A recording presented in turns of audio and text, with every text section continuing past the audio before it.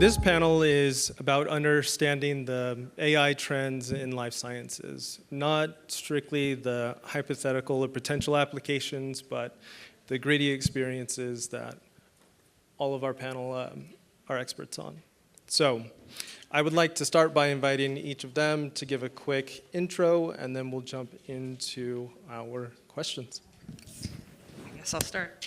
My name is Kelli Oborn. I work for BSI as a senior technical specialist and scheme manager on the vascular team. Before that, I had many years as a R&D and manufacturing engineer developing vascular catheters. I'm Heather Murphy. I'm a senior clinical evaluation specialist with BSI. Prior to that, I was the medical device quality manager and am and always a pediatric and adult intensive care nurse. Hello, my name is Josh Gangemi. I am the manufacturing engineer and design transfer engineer at Blackrock Neurotech. My name is Brynn Stanley, and I am an associate attorney at Gardner Law. We're an FDA law firm specializing in counseling any company regulated by the FDA, but our bread and butter is mostly medical device manufacturers. Wonderful, thank you. So our conversation today is going to be candid. I'm going to be sharing a couple of questions and allowing them to share their European MDR expertise as well as AI Act compliance experience. So let's get started.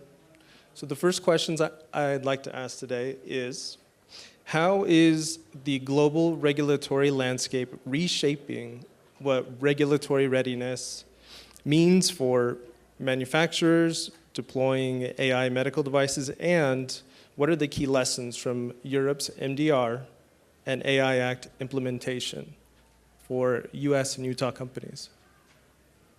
I feel like he's looking at me. Okay, so I guess I'll start. I think, you know, as many of us probably know in this room, one of the biggest lessons we learned from MDR is, you know, we had longer review timelines than we really wanted. And so with seeing these new AI, you know, guidance, recommendations, regulations, you know, coming available, we're really emphasizing, as they did in the last panel, that early communication. While BSI has always had what we're now, you know, coining, or it's more commonly known as structured dialogue, we're really making sure that everyone is aware that we have this avenue available to come to us early, you know, to discuss any questions they might have about their submissions, about their products, AI embedded or not. So that's really where our emphasis lies. If I can jump in from an FDA perspective also. And we're still kind of in the same place too. Early and often, if you have questions, the FDA has been slowly putting out guidances related specifically to AI. They're all in draft form, I think, except for one at this point. But they're still very good resources, and it's a good starting point to know what to ask and to know what to bring to the FDA if you have questions. And another part of that is BSI specifically, as one of the leading European notified bodies, has actually created an AI-specific team of experts to review AI-enabled medical devices. So early and often, you could talk to your scheme manager or just approach anybody from BSI personally and ask if, hey, is there somebody I can talk to about this? I'm thinking about doing an AI-enabled device. And we do have experts on staff that you can talk directly to. Excellent. Josh, I do have a follow-up question with that. Are early-stage companies equipped for this new regulatory complexity, or do you feel like it's creating competitive advantages? What are your thoughts on that? I think it highly depends on what those early-stage companies are doing. I think you have to remember that the difference between AI tools and AI-enabled devices. all the companies now, for example, Blackrock, that's working on AI-enabled devices, it's still in our early stages. We have a long timeline, so kind of separate our teams. We have teams, planning those clinical trials, developing those devices, and still waiting to figure out how AI is going to be put in those devices. Depending on how that's done, are we going to have machine learning in there? That opens up a whole nother can of worms. Is it going to be a fixed algorithm? So we're still kind of waiting in the early stage companies to figure out exactly how we deploy those, at least at Blackrock. I also just wanted to add, you'd mentioned that competitive advantage from a regulatory perspective. Please view compliance as a competitive advantage. Really, if you are educating your teams about the upcoming guidance and the regulations, that really can give you a very strong competitive advantage. Yeah, I think that's a powerful statement. From the perspective of interpreting regulatory compliance as the method to be moving forward as far as instead of the barrier, right? I think that's a strong mindset shift that needs to occur. It'll definitely make your, later on when you submit for review and final certification to an EU notified body or for review to the FDA, it'll make your lives a lot easier if you took into account the regulatory requirements early on in their product development life cycle so that you have those all done, you have your documentation done appropriately, and then at the end of the day, when you're ready to submit, you can just say, okay, here's all my tick boxes, I've met all the requirements, I've done my documentation appropriately, I'm ready for any questions they can throw at me because I do understand the MDR, I do understand the EU AI Act in this case, and I can take all that account, and I have. That's valuable. It's really helpful.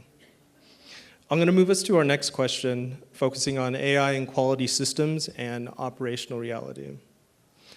We're hearing about eQMS systems powered by AI, SOP analyzers, and regulatory chatbots.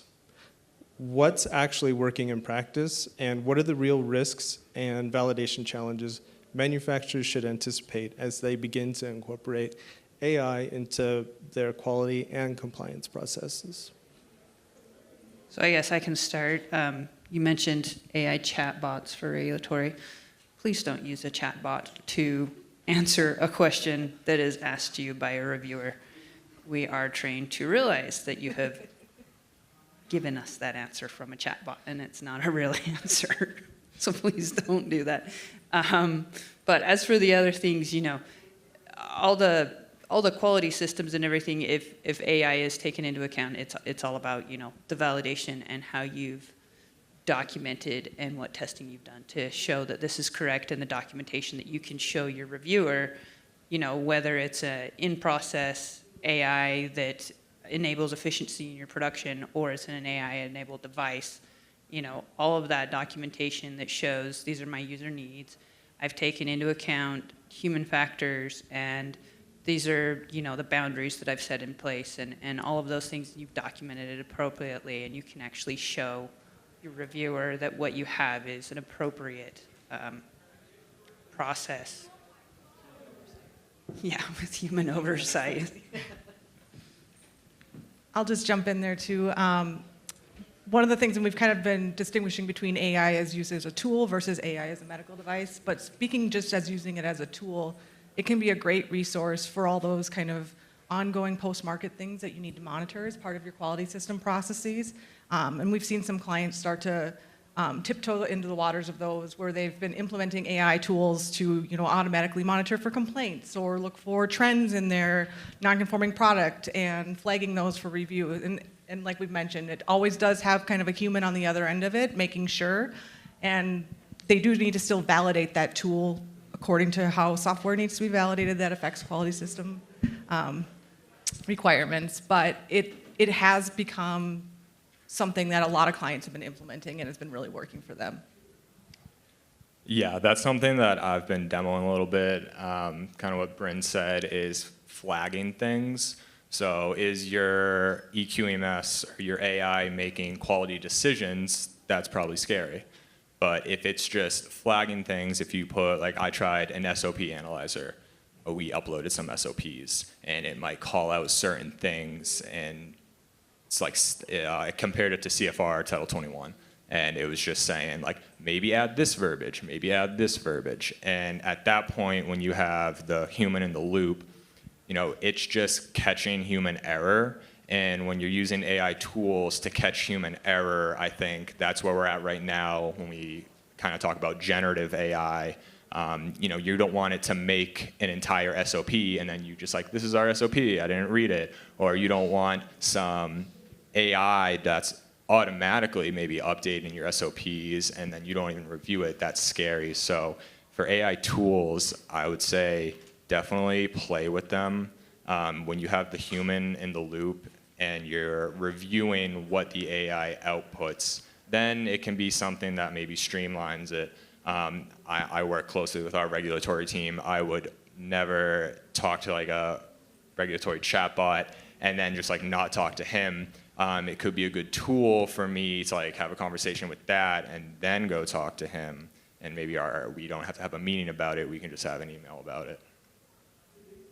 My comment was more just going to be, it's a great reminder that the AI innovation is more than just medical devices. It's within our processes as well. As a previous quality manager, the concept of using AI for post-market surveillance, maybe CAPA prioritization, that's, I don't know, it's kind of an exciting time. Excellent. What feedback are you getting from your teams as AI has come on board? Our teams are a little slow to implement AI. We run a pretty lean company, so it's helping project managers in terms of maybe something that they would have hired an intern for. Now we can just coalesce a whole lot of data a lot more quickly. That's all for us. We're not really implementing AI in our stuff. There's so much variability in our jobs as medical device reviewers, because I'm not just reviewing a coronary stent every single day, right? I'm reviewing 15 different types of vascular devices at a time generally. So we see it more in some of the responses, like I'm saying. We can tell if it's from a chatbot, which does make us laugh a little bit.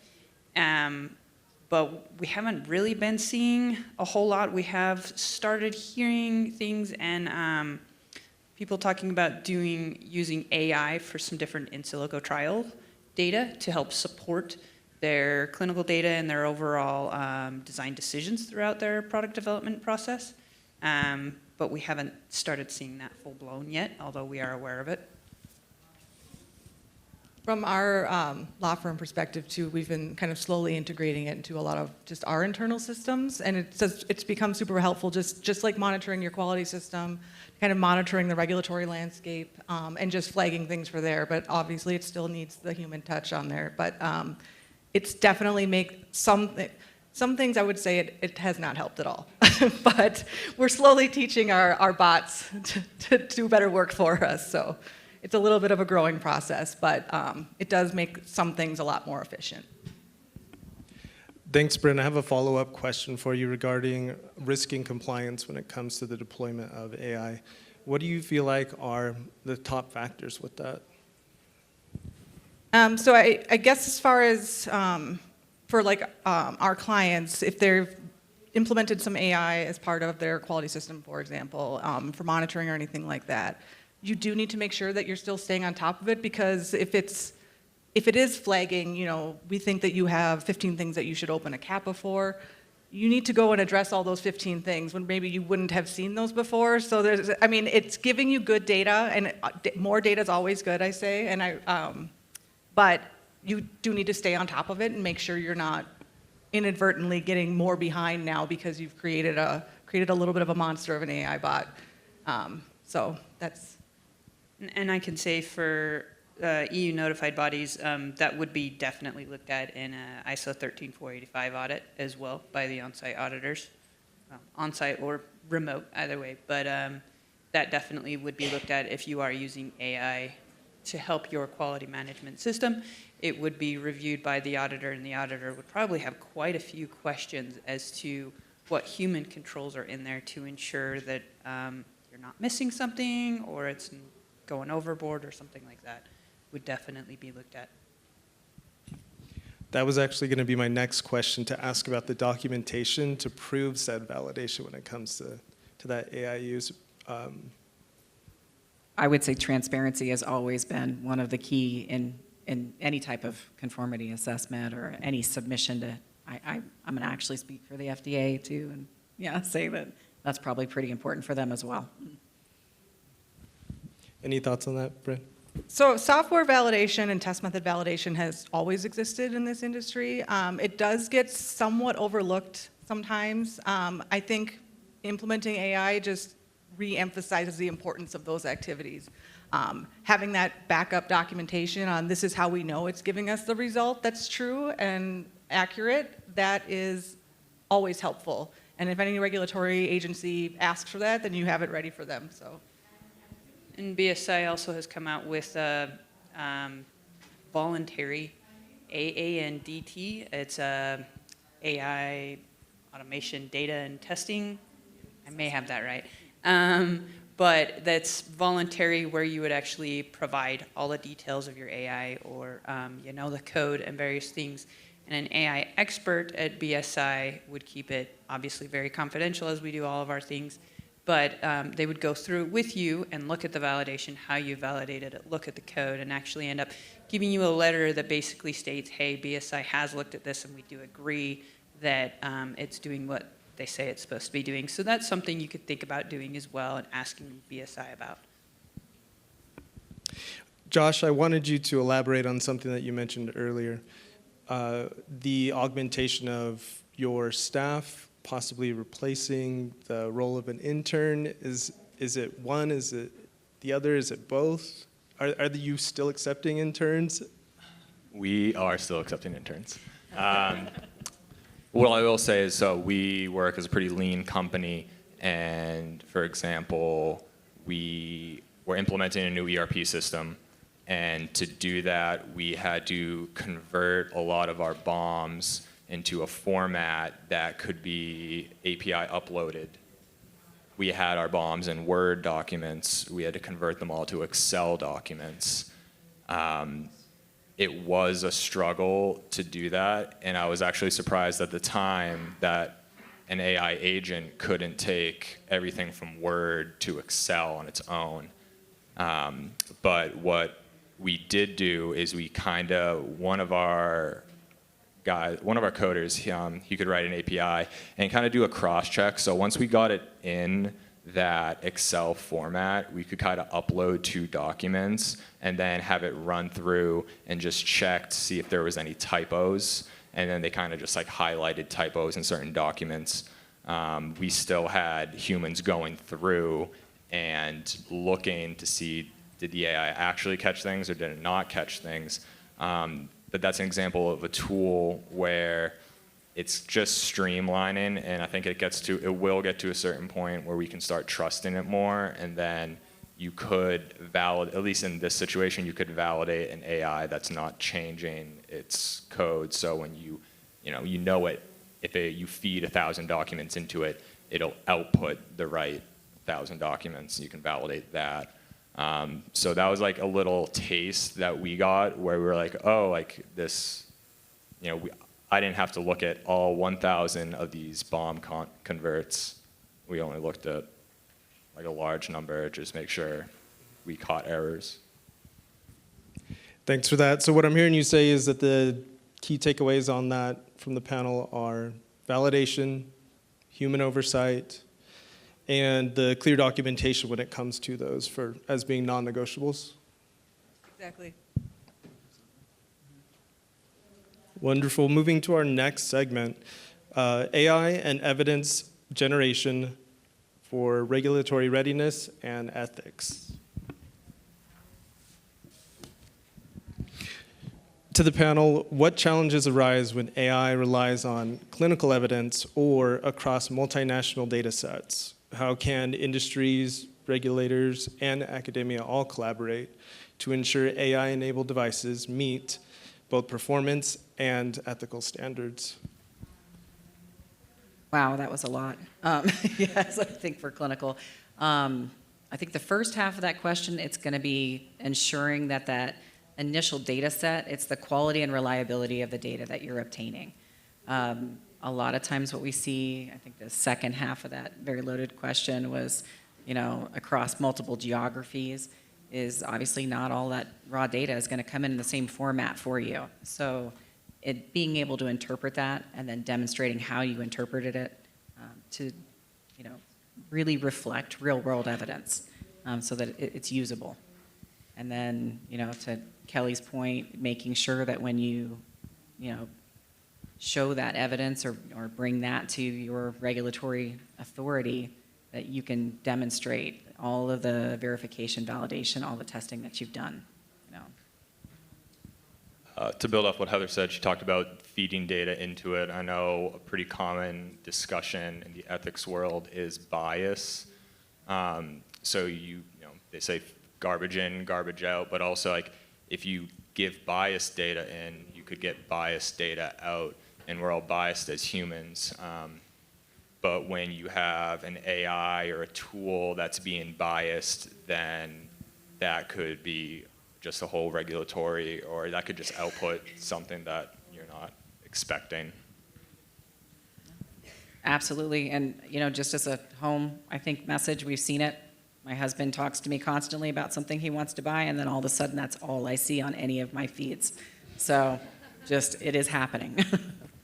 One other thing to add then too for clinical trials, they kind of bring in a lot of different regulatory landscapes, privacy, some of the ethics requirements, making sure if you're trying to get that real world data that you have the appropriate consents and authorizations to get that data, depending on where that data is coming from. Do you have it? Is it compliant with HIPAA? Is it compliant with GDPR? Is it compliant with any other privacy type policies, and even in the individual states? There's a lot that comes up with that. So I know there's a big eager push to use AI and use all this data and feed it through AI in creating new medical devices even, but then it starts touching on all those other pieces. So you just got to make sure that you're buttoned up as far as all of your compliance. Yeah, and for an AI-enabled device, I think the approach to a clinical trial would be pretty much the same as what we're doing right now. Make sure that you're looking at the appropriate population, that you have a statistical powered population for your sample size. You've defined your endpoints appropriately and all of those things. If we're talking about AI tools, that can be a different thing as we've been discussing. I know that there are AI tools that are being proposed to potentially decrease the number of patients you must have in your clinical trial. I haven't seen a review come through with that information yet, but I do know that it is out there and in silico modeling using AI tools to get supposed patient data output. You're going to run into how did you validate that? What anatomical models did you use? How does that represent your population? How did you run the model? Who did it? All of those things are definite things that if you're going to use those tools, think about all of those questions very, very early on because you're going to get asked that from your reviewers, I'm sure from the FDA, as well as I know from EU notified bodies. That would be one of the first things that we would ask. Next question I have is, once the device is on the market, how does that post-market surveillance data deploy AI? Is that an opportunity? Is that an option to use it in that sense? You talked a lot about how with the product development cycles and the wariness in the process implementation of it, but how do you feel about post-market surveillance deployment of AI? Yeah, we kind of touched on this a little bit as far as with using it as part of your quality management systems to monitor post-market surveillance, but there's also kind of the post-market surveillance of the AI medical device, which you could also use AI for. and a layered AI approach. But it's all sort of this, it's similar to, what we should be doing anyways. Making sure your product's not changing, making sure you have the proper change controls in place, and the draft FDA guidance, as well as kind of the EU AI Act, they all kind of touch on that piece as far as continually monitoring throughout the product lifecycle. They both take that approach to make sure that your lifecycle approach and the change control approach to make sure you're not putting some product out there that all of a sudden is different from what you've originally tested and validated. Yeah, and I think Brynn makes a really good point there, is when you're looking at all of the new AI guidance and regulations, it's still a risk-based approach. So you're really going to be following the same, that you would for your medical device, with just consideration of the embedded AI. Thank you. Let's look at the human side and the emerging trends. We've talked a lot about human oversight and how that's non-negotiable and critical as we begin to deploy AI.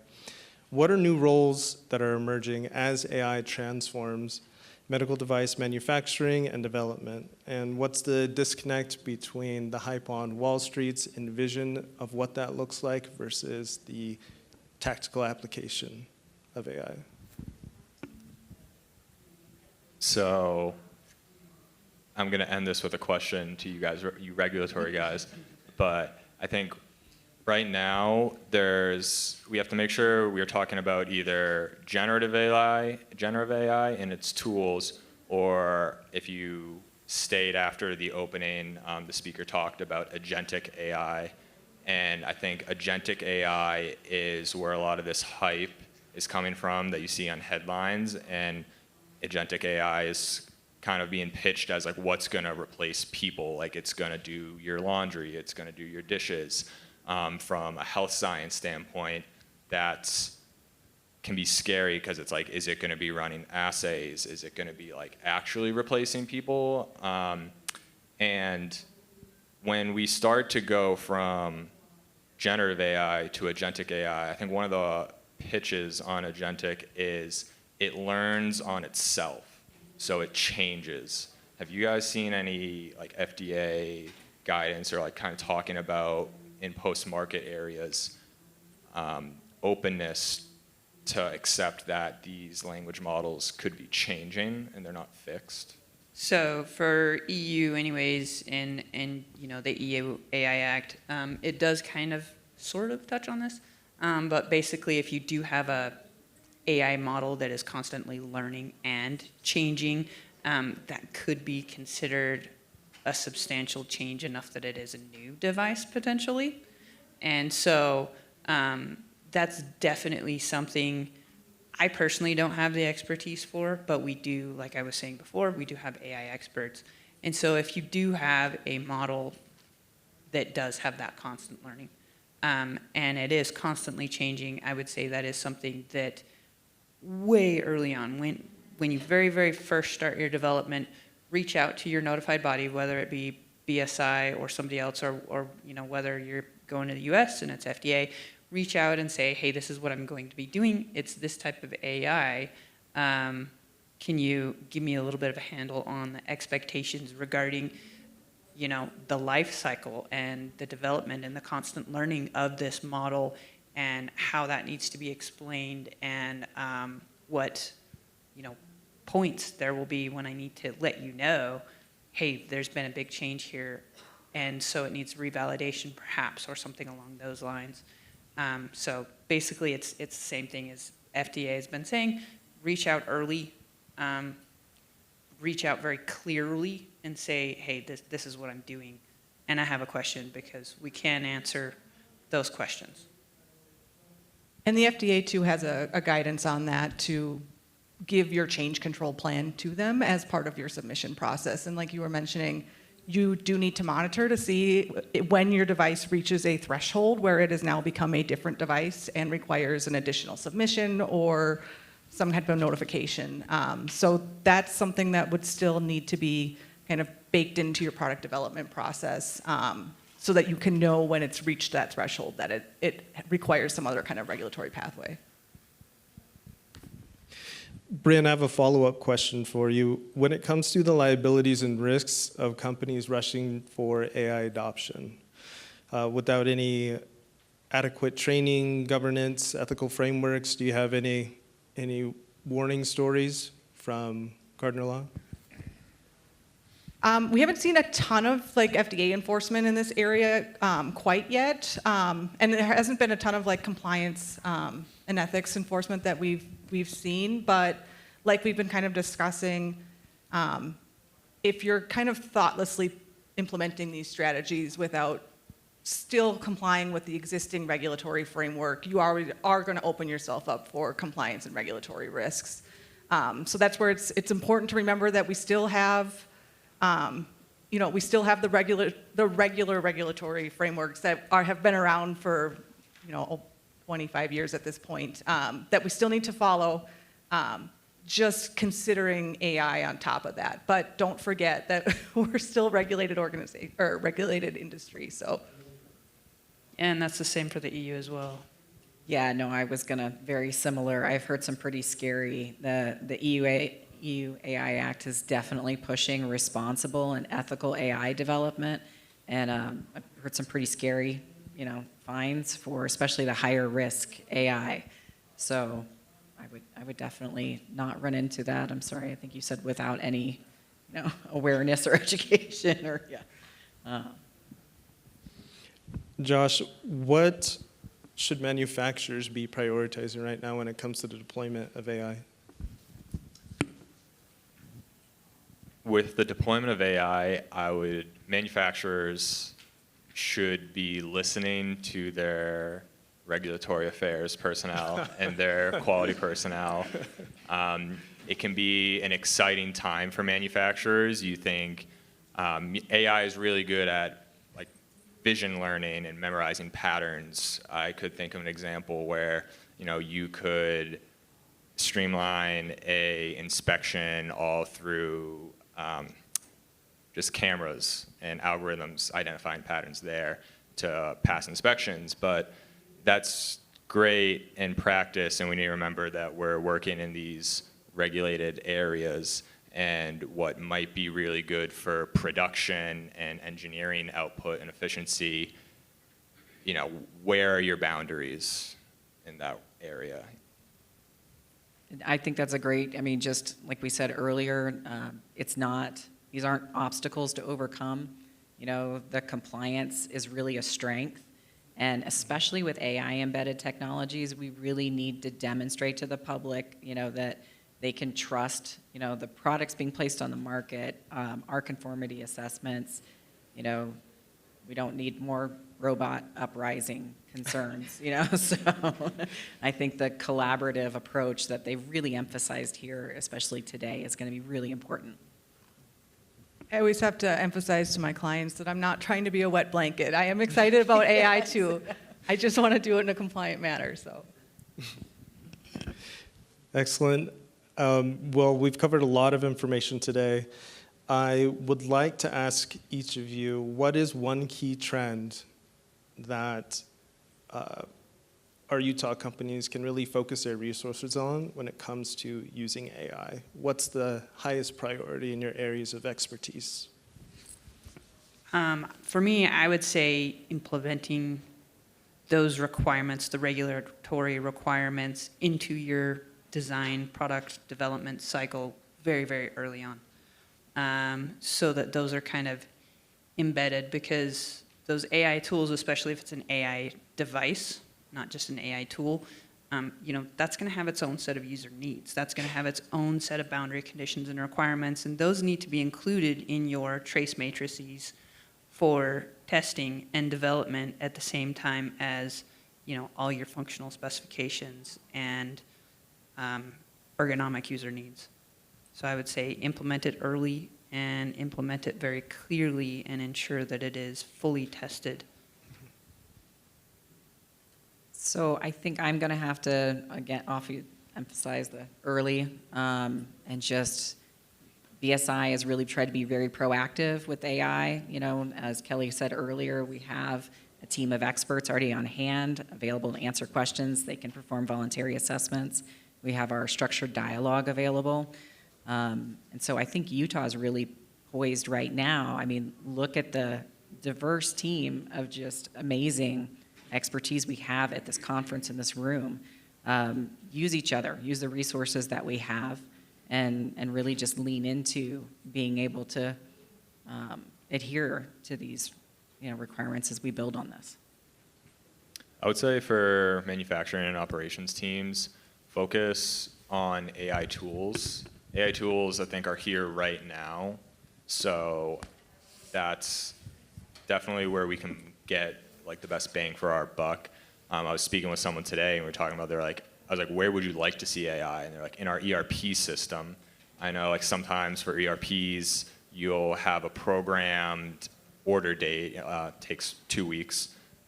Those can change. You have tariffs, you have companies going out of business, and you go to order that. It thought it was 2 weeks. Lead times are really 8 weeks.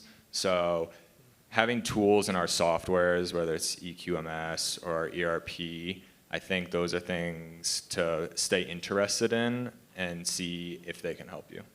And I think that would make some direct impact. Like that's a really low-hanging fruit for ops and manufacturing teams to start getting benefits out of AI now. And I forgot to mention this as part of my intro, but I worked as an engineer in various quality roles prior to being an attorney at Gardner Law. And so some of this AI stuff, using the AI as a tool, like you mentioned, is the part that kind of gets me most excited. And I really want to get my clients to like start playing around, because AI is really like, a little sandbox right now that we can really see what it can do, and you can start teaching your bots to do the things that you want them to do. And I think it could really make some of those quality system processes much more efficient and really work for those companies and help them with their compliance. So. Fantastic. Well, I'd like to ask the audience to please join me in thanking our esteemed panel today.